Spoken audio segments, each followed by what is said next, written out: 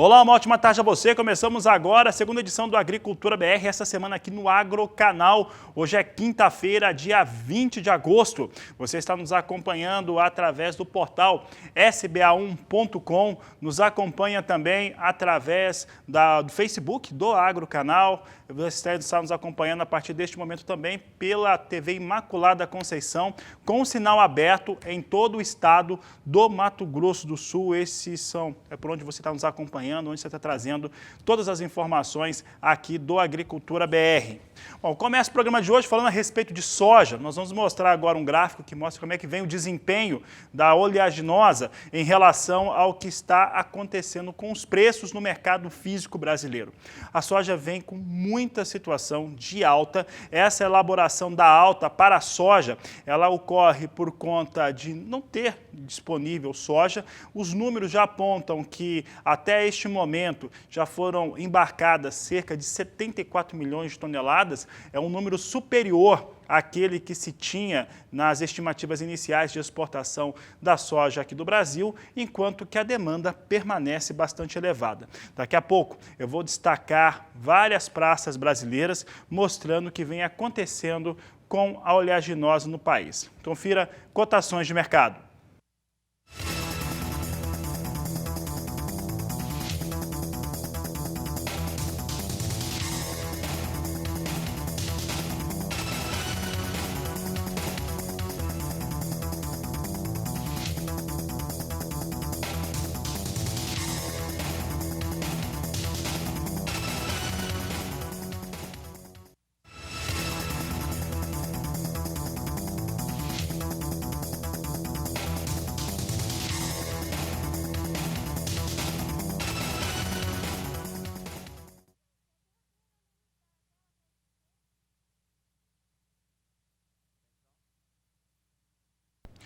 Confira conosco agora, então, os números do mercado físico, só que na projeção do que aconteceu nos últimos 30 dias. Eu começo com Rio Verde, do estado de Goiás, que no dia 20 de julho tinha um valor de R$ 107,50 a saca. No dia 27, R$ 107 por saca. Dia 5 de agosto chegava a R$ 114. Dia 12, R$ 119. Dia 17, R$ 120 por saca, chegando a R$ 122 aqui na referência para o dia de hoje. Aqui pegando pelo o que aconteceu com o mercado, você observa aqui que os valores em relação à oleaginosa tiveram nesses últimos 30 dias em Rio Verde de Goiás 8,1% de alta para o estado de Goiás, é o que nós destacamos aqui no Agricultura BR neste momento, mostrando como é que se comportam os valores nesta importante praça de negociação do Brasil e que você tem as informações aqui mostrando como que vai se comportando os valores. Eu vou aproveitar e já trazer também outra praça brasileira, os valores estão em alta em todo o país, se eu não estou enganado nós vamos mostrar o sul do Brasil, Passo Fundo, Rio Grande do Sul, no dia 20 de julho, R$ 117,50. No dia 27 do mês passado, R$ 115 a saca. No dia 5, R$ 120. No dia 12, último, R$ 123 por saca. Dia 17, R$ 127. Hoje, dia 20, vai trazendo aqui a marca para R$ 128 por saca de 60 quilos. Também forte alta aqui para os negócios com soja em Passo Fundo, no estado do Rio Grande do Sul.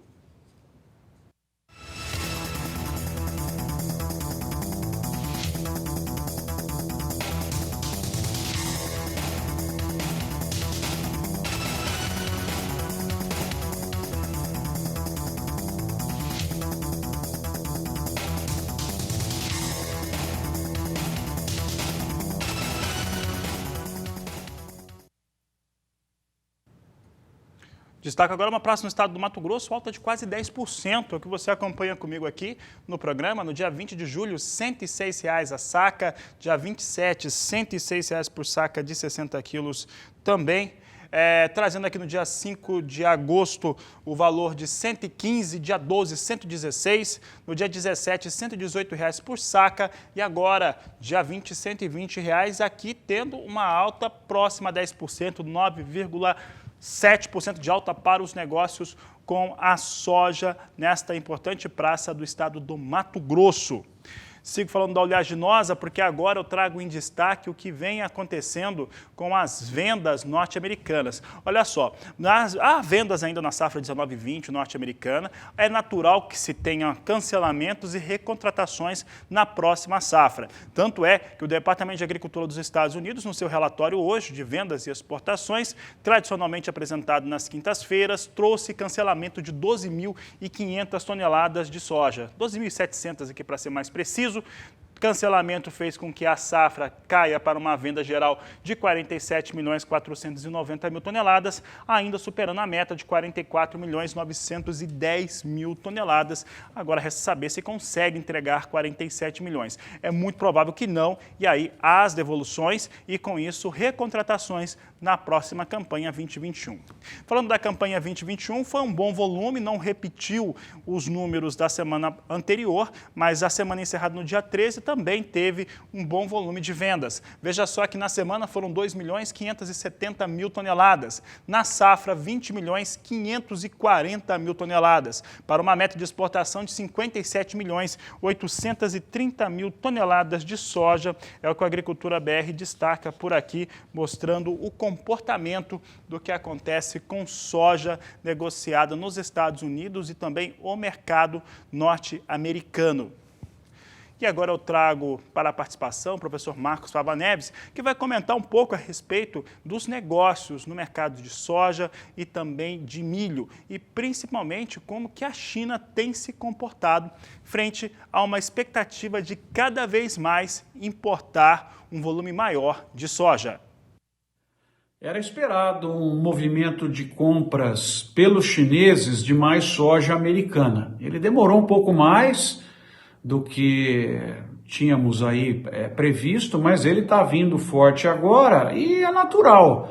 Enfrenta o Brasil um momento agora onde os estoques estão muito baixos, a safra já foi colhida e vamos começar uma nova.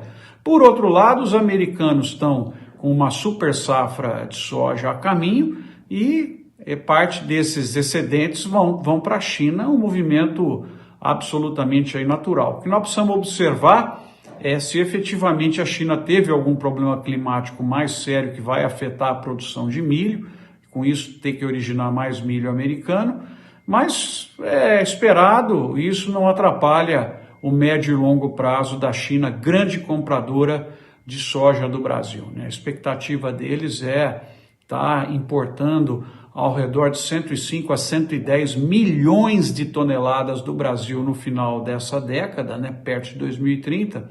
Você pensar o tamanho da nossa safra, isso é quase tudo que a gente está produzindo hoje, né, um pouco a menos. Então tem muita oportunidade aí pela frente.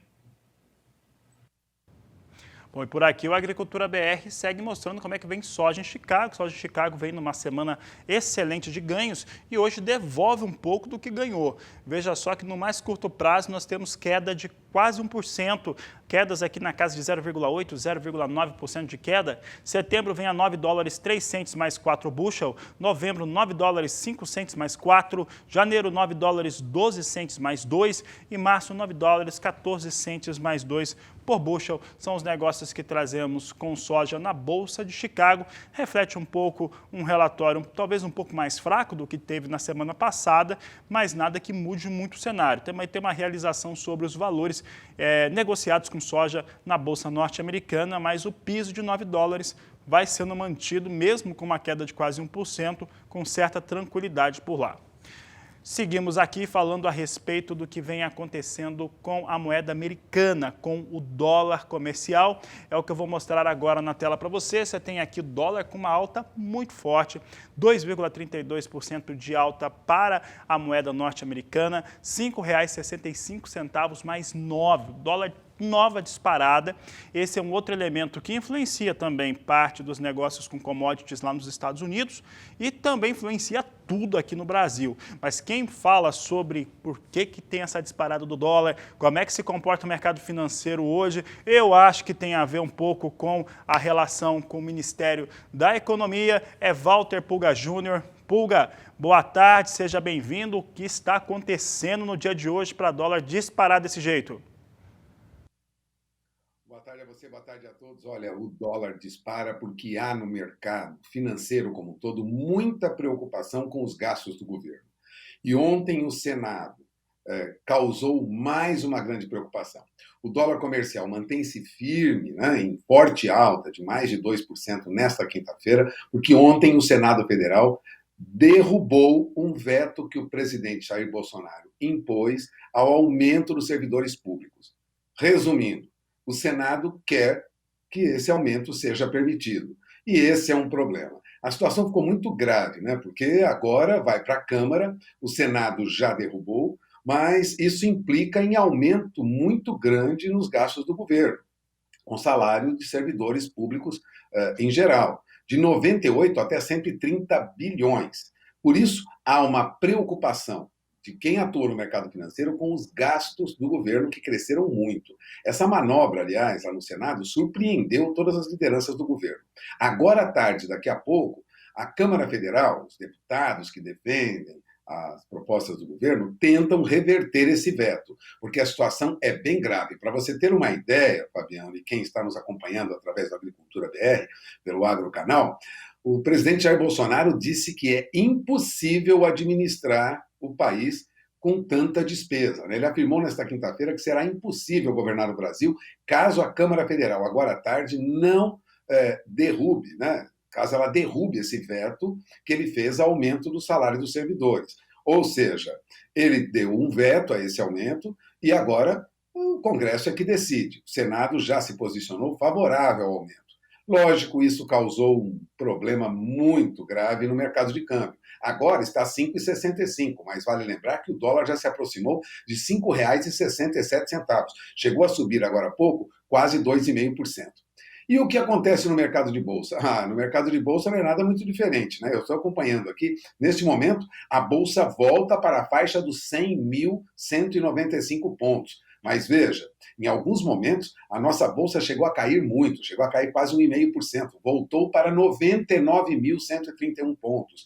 Ou seja, nós temos aí também preocupação para quem está investindo em bolsa. Se as contas do governo forem muito altas e o presidente disse que ficaria impossível governar o país, situação bem complicada. Entre as ações, o sobe e desce do mercado de ações, eu gostaria de ressaltar que dois papéis continuam em alta, viu? Marfrig e Minerva, né? As ações do Minerva sobem agora quase 4,5%. E Marfrig sobe 3,89%. Eu estou acompanhando aqui agora no sistema online que nós temos para acompanhar o mercado de capitais. Resumindo, Fabiano, hoje a bolsa tende a um movimento de baixa e o dólar tende a uma alta, porque há preocupações aqui no Brasil em relação a gastos do governo. O que nós já temos alertado aí nos últimos dias, né? A Agricultura BR tem abordado esse assunto constantemente. De outro lado, nós temos as outras bolsas fora do Brasil também com problemas. Na Europa, nós temos movimento de baixa de 1,5% nas principais bolsas europeias, tanto no Reino Unido, como na França, como na Alemanha. Nós temos também movimento de queda também nos Estados Unidos para alguns índices, embora lá esteja um pouco melhor. E na Ásia, nesta madrugada, também tivemos movimento de baixa. Ou seja, essa recuperação da economia mundial pós-pandemia é preocupante, não só no Brasil, como em outros países do mundo, que também tiveram aumento de gastos e problemas com as contas públicas. Portanto, não é surpresa que aqui esteja ocorrendo também algumas discussões. Vamos ver o que a Câmara Federal decide esta tarde e o mercado tende a se acomodar na medida em que as decisões forem tomadas. Se esse veto for derrubado, nós teremos aumento nas contas do governo na faixa de até 132 bilhões de reais. O Banco Central está tentando controlar o dólar, viu, Fabiano? Foi ao mercado hoje, lançou 590 milhões de dólares no mercado através de títulos, papéis, mas isso não evitou uma alta acentuada no dólar e uma queda na bolsa nesse momento. Temos que esperar aí para ver até amanhã como ficariam aí os gastos do governo, né? O que preocupa muito quem atua no mercado financeiro. É com você. Tá certo, Walter Pulga, obrigado pela participação. Vamos dar uma olhada agora o que acontece com soja nos portos. A expectativa é de uma soja com preço disparado. O Pulga está me ouvindo ainda. Seu Pulga, sabe quanto é que está a soja no porto? R$ 132 a saca de 60 quilos nos portos de Santos e Paranaguá. É uma disparada forte, entrega aqui no mês de setembro. Tem uma relação direta com dólar muito alto. E aí, soja acompanha, momento para quem tem soja, tá? Porque pouca gente tem, a gente tem conversado com muitos produtores aí pelo país, pouca gente tem soja, claro que alguns vão negociando de uma forma diferente, mas é pouco, por isso o preço vem em disparada. E a Conab divulgou na manhã desta quinta-feira a sua estimativa de safra de cana-de-açúcar, estimada em 642 milhões de toneladas. Uma safra açucareira, no qual se tem uma elevação na produção do adoçante na ordem de 32%. Vou colocar na tela aqui como é que fica essa produção. Você tem aqui os números totais para a cana-de-açúcar, 624 milhões de toneladas é a produção total na campanha 2021, uma ligeira queda, vem em linha, né? Vem estável em relação à safra passada, 0,1% de queda. Houve uma melhora entre a última estimativa e essa estimativa atual e agora é praticamente idêntica uma safra à outra.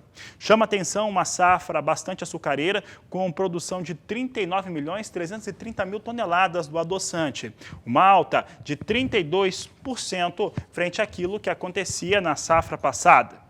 Um outro dado relevante é a produção de etanol, que deve totalizar 30 bilhões 560 milhões de litros, de acordo com a Conab, uma queda de 14,3% frente à safra anterior. Um outro dado que eu acho bastante interessante é em relação à produção de etanol de cana-de-açúcar, chegando a 27 bilhões e 800 milhões de litros, enquanto que o etanol com base de milho, feito à base de milho, alcança nessa safra 2 bilhões e 700 milhões de litros. É claro que é uma safra diferente do que nós temos visto nos últimos anos, que ela ficou mais açucareira que alcooleira. De qualquer modo, nessa safra nova 2021, a produção de etanol com milho já vai chegar aí a 10% da produção total de etanol no Brasil.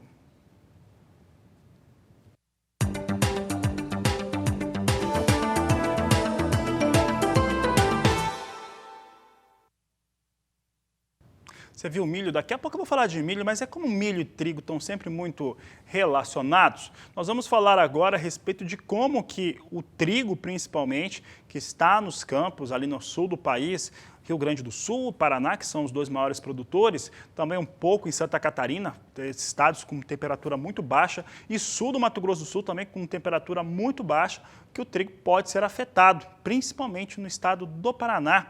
É o que nós vamos conferir agora na reportagem. O Rio Grande do Sul é um dos estados brasileiros que mais sofre com as variações de temperatura.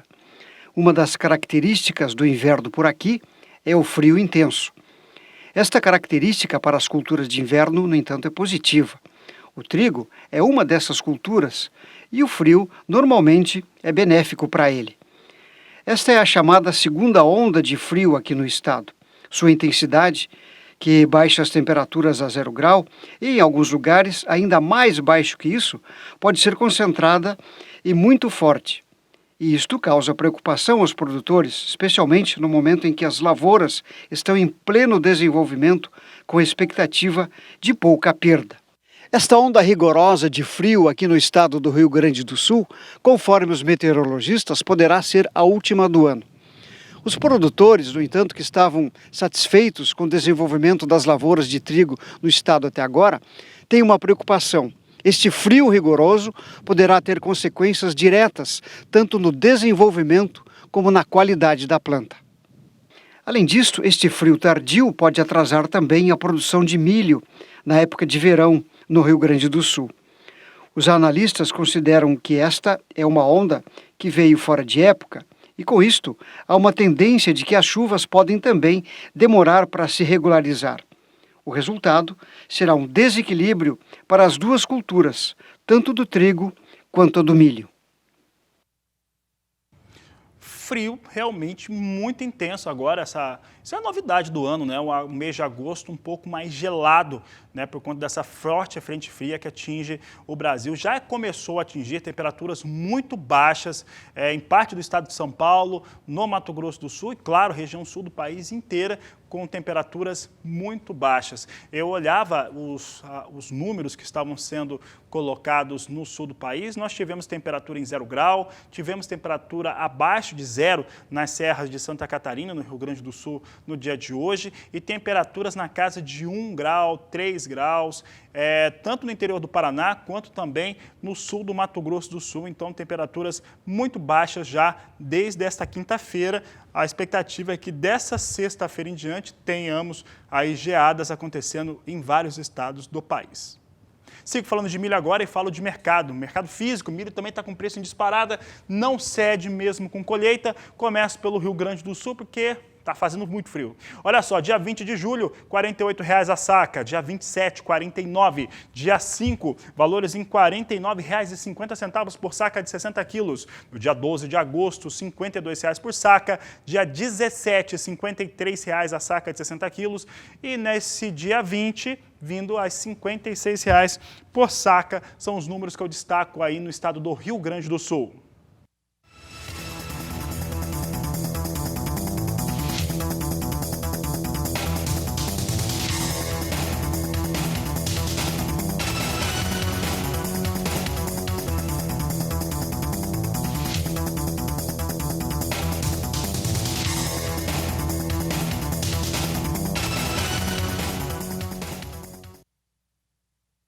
Agora falo do Mato Grosso do Sul, também preços do milho, você acompanha a alta dos últimos 30 dias. Em 20 de julho, R$ 40,00 a saca, no dia 27, R$ 38,50, dia 5 de agosto, R$ 42,50 a saca, dia 12, R$ 44,50, no dia 17, R$ 46, dia 20 de agosto, R$ 46,50. Por que o milho não cede? O milho tem muita demanda, pode chegar aí a uma exportação, embarques no mês de agosto, superando a marca de 7 milhões e 500 mil toneladas pela projeção e principalmente pelo line-up de navios que vão chegar aos portos brasileiros. Além disso, um dólar mais alto e a saída de muitos vendedores de milho do mercado fez com que os valores mantivessem não só regulares, como se elevaram nesses últimos 30 dias.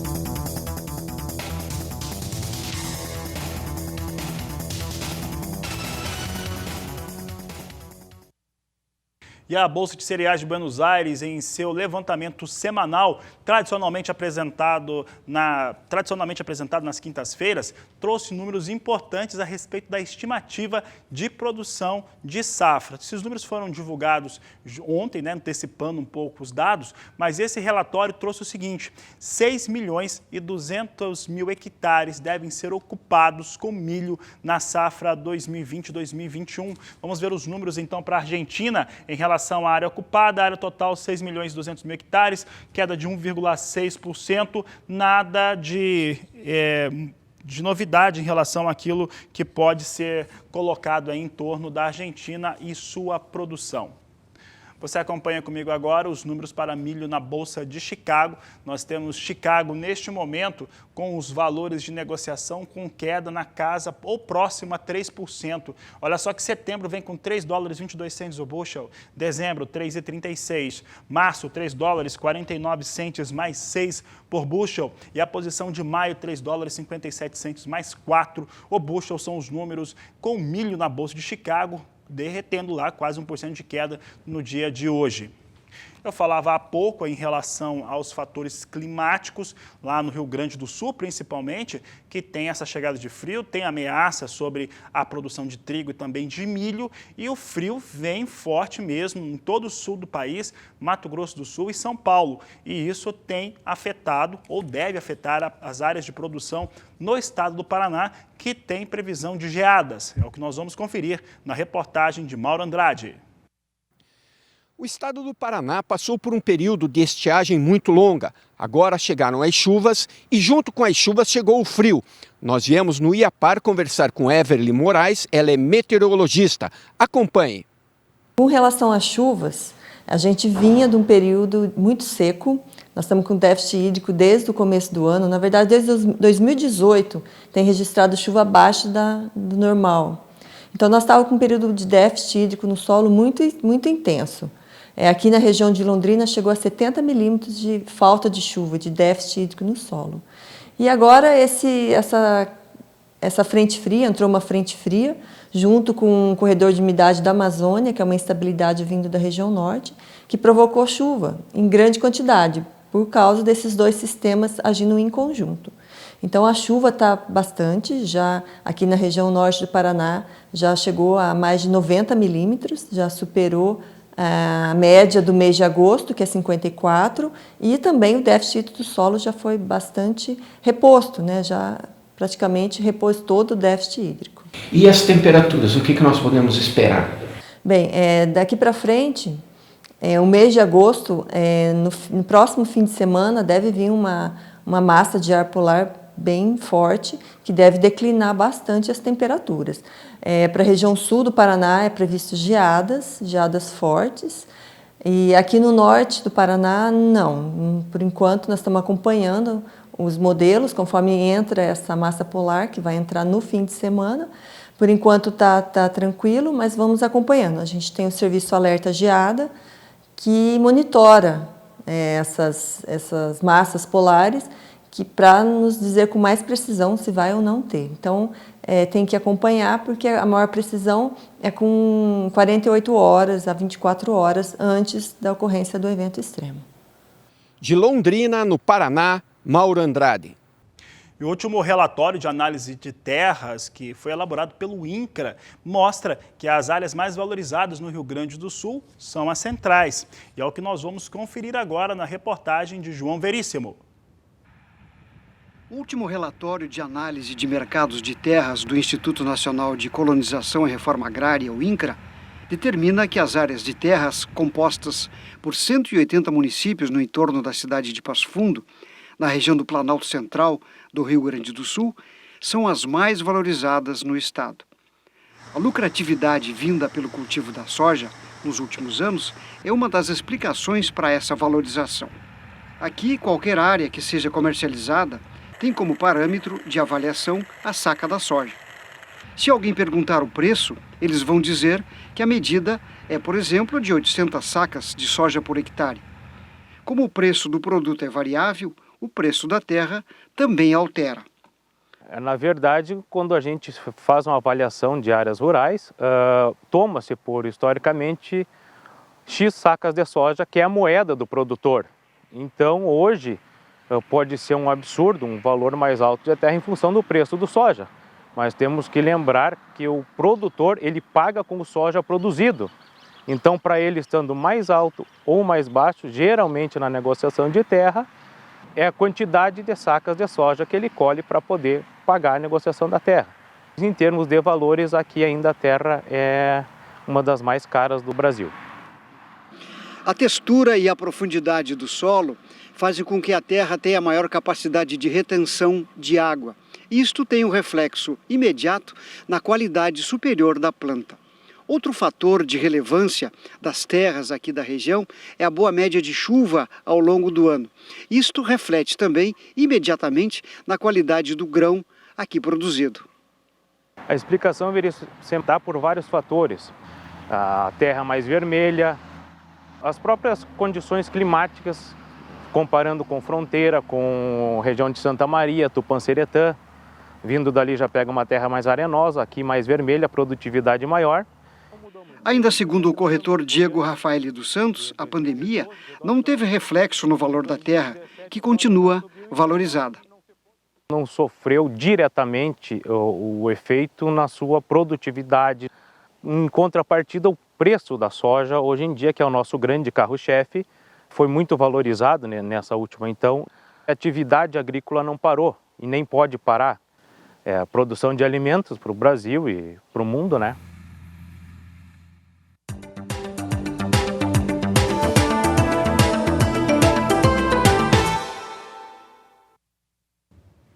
E a colheita entre os cooperados da Cochupé atingiu 84,45% na última semana. É o que nós vamos ver agora, comparando com a colheita do ano de 2019 e o ano de 2018, que é o mesmo de bienalidade. Veja só que até o dia 15 de agosto de 2018, há 2 anos, estava em 84%. No ano passado, 94,3%, mas no sistema bianual é uma colheita diferente. Agora, pegando o ano de 2020, que foi até a semana passada, 84,5%, então supera em 0,5% a colheita de 2018, vem bem a colheita entre os cooperados da Cochupé, que é a maior cooperativa de café de todo o mundo. Vamos ver agora como é que vem a colheita nas regiões de produção onde estão os cooperados. Você vê aqui que São Paulo é onde está mais adiantado, 92,1%, sul de Minas, 91,2% colhido e o Cerrado de Minas, onde estão as maiores áreas, 72,1% de colheita, são os dados que foram divulgados pela Cochupé. Por aqui eu falo de café, mas agora no Mercado Futuro, Bolsa de Nova York, na tela, nós temos Nova York hoje cedendo mais uma vez. Posição de setembro, $1, 17 centes mais 35 a libra peso. Dezembro, $1, 18 mais 35. Março, $1, 20 centes mais 25 a libra peso. E maio, $1, 20 centes mais 70 por libra peso. São os negócios com café arábica em Nova York.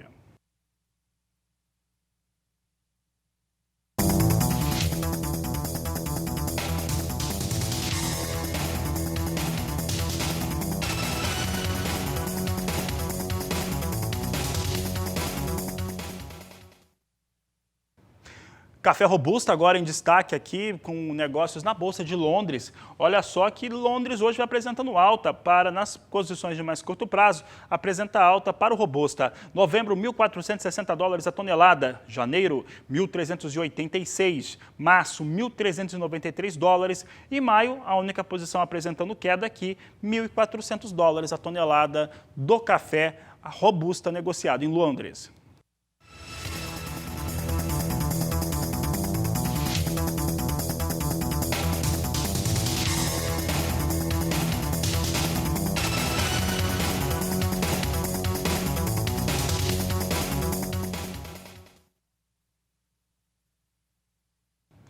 Vamos falar agora dos preços das commodities que têm subido. Mostrei já hoje soja, milho, mercado futuro, mercado físico brasileiro principalmente em alta, mas os insumos subiram também. E este é o assunto, ou um dos assuntos, tratados nessa entrevista realizada por Walter Puga Jr. E os pesquisadores do CPEA, como se sabe, constatam aí aumento dos custos de produção para quem trabalha com pecuária de corte. Bom, sobre isso é que você vai ouvir agora Tiago Bernardino de Carvalho. Tiago? O preço do boi sobe, né? Mas também sobe o preço do bezerro, o preço do boi magro. Se a gente analisar, né, a gente já fala até de um pouquinho do milho, né, do grão. Mas se a gente analisa, já em agosto, setembro do ano passado, a gente vê uma guinada dos preços do bezerro de boi magro. Já havia essa dificuldade. Se a gente pega o abate de fêmeas, principalmente no primeiro trimestre de 2018, de 2019, era o mesmo patamar de 2012 e 13, quando depois a gente teve aquele pico do bezerro, somado a abate de fêmeas e a restrição de água, né? A crise hídrica. Então, o mercado já sinalizava uma oferta restrita de animal. Aí eu tenho uma puxada do preço da arroba no final do ano. Evidentemente, se o preço da arroba sobe, o criador, o rei criador, ele fala, opa, o produtor está capitalizado, o terminador, confinador, que seja, está capitalizado. Eu vou realmente também aproveitar e valorizar o meu produto, porque eu estou tendo uma demanda maior. Então, o mercado valorizou sim. Vem desse ciclo do boi, o mercado já vinha dando sinais que ia subir e realmente o custo subiu, somado a um preço do milho. A expectativa, o que era? O milho cai na safrinha. Realmente, o milho não tem esse espaço. A gente tem um agricultor capitalizado, já da safra, soja veio muito bem. A gente tem produtores de grãos vendendo a soja antecipadamente, o milho antecipadamente, e muito pouco soja para especular. Realmente o produtor, por estar capitalizado, sentou em cima da soja, sentou em cima do milho, buscando melhores preços. Então a gente tem uma valorização dos animais de reposição e uma valorização do consumo, né, do concentrado, do milho, da alimentação, que também é explicado pela valorização do suíno, do frango e do ovo e do leite. A gente tem, no começo da quarentena, explosão no preço do ovo, explosão no preço do leite. E a gente está agora na entre-safra do leite, somado a uma demanda recorde também da China para carne suína. Então, o cenário para a proteína animal favoreceu também a valorização da alimentação. 60% do milho produzido no Brasil, que fica aqui, vai para a avicultura de corte, avicultura de postura e suínos, ou seja, valorizou o mercado, vão comprar mais alimento, aí vai cair na conta também do produtor. Então a gente tem animal de reposição mais caro, sim, esse ano, e alimento mais caro. A conta realmente ficou mais achatada. Resumindo, diante dessa situação, preços em alta, alimentos mais caros, insumos mais caros, temos aí uma mudança no mercado. A rentabilidade para o pecuarista continuará boa? Essa é a visão que você tem? Ou é preciso ficar muito atento a essa rentabilidade? Olha, é fácil, muitos pecuaristas, né, o canal do Boi tem uma abrangência fantástica. Talvez quando eu falo isso, vai falar, mas é fácil, né? O Thiago está lá no escritório, está tranquilo, muitas vezes no ar-condicionado, ele não está no dia a dia do campo. Mas existem duas maneiras de qualquer produtor, tá? Qualquer atividade ganhar dinheiro. Uma é quando o preço está em alta, lógico, custo baixo, tem uma margem positiva. Agora, nem sempre, quando o preço de um produto sobe, eventualmente o custo também vai subir, porque todo mundo vai comprar mais produto para produzir. Então, é quando o preço sobe ou é quando eu produzo mais. O ideal é quando o preço sobe, eu estou produzindo muito, mais arrobas, mais litros, mais sacas, mais toneladas, que seja. Agora, quando eu tenho preço em alta, custo em alta, o ideal é eu ser eficiente. Eu produzir mais arrobas no caso do boi, mais quilogramas por animal. Não é simples, eu sei que não é, mas a rentabilidade achatou um pouco, realmente a margem reduziu. Não dá para a gente comparar o que foi ano passado, porque tudo subiu. Assim mesmo, a arroba demorou um pouquinho para subir em relação aos outros produtos, mas a arroba deu um estilingue, um gatilho, novembro, dezembro, caiu um pouquinho em janeiro, mas se manteve em patamares firmes. Então o produtor, com uma rentabilidade ainda positiva sim, mas com uma margem menor. Eu preciso produzir mais arroba. É a primeira matéria que a gente estuda em economia. Como que eu reduzo o custo? Produzindo mais, economia de escala.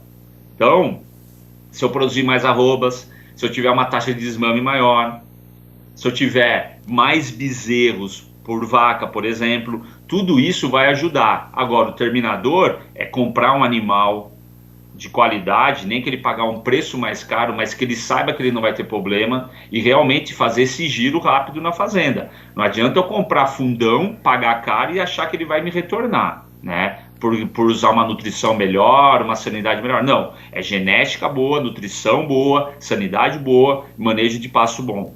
Então tudo isso favorecer. Vai subir o custo sobe, mas mais arrobas em menos tempo vai me garantir uma rentabilidade. A rentabilidade, como a gente comentou, ainda é boa. A margem reduziu, mas a rentabilidade é boa. Bom, você acaba de ouvir o Thiago Bernardino de Carvalho, pesquisador do CPEA, essa análise da perspectiva do mercado, caminho aberto para o pecuarista, mas atenção na administração do seu negócio. Passamos o recado, Thiago? Passamos, eu acredito que realmente é um momento de transição, tá? De indefinição e incerteza, mas a gente já vem passando por isso. Eu acredito que a pecuária, assim como em 2015 e 2016, com a crise política, com a crise de emprego e renda, ela passa bem. Por quê? Além da oferta restrita, a gente tem uma demanda externa muito ávida. Então, resta ao pecuarista aproveitar esse momento e fazer uma boa administração. Eu acho que é um cenário de transição, mas um cenário ainda positivo esse ano que vem para a pecuária brasileira, para os pecuaristas brasileiros. Bom, agradeço mais uma vez a entrevista do pesquisador Thiago Bernardino de Carvalho, do CPEA, analista, especialista em mercado de boi gordo. Momentos finais, eu mostro para você como é que vem os negócios com soja em Chicago e dólar agora, antes de encerrar o Agricultura BR, mostrando soja vindo em queda. Queda para a soja é em torno de 1%. Durante a edição das 16 horas, eu comento sobre o mercado já mais próximo ao fechamento. Dólar dispara aqui no Brasil, vinha a 5,65 há pouco e agora continua disparado, mas um pouco mais baixo, R$ 5,62, mais 2 por bushel. São os negócios que eu destaco agora com a moeda norte-americana. Essa edição do Agricultura BR fica por aqui. Eu desejo a todos uma excelente tarde, um grande abraço e até mais.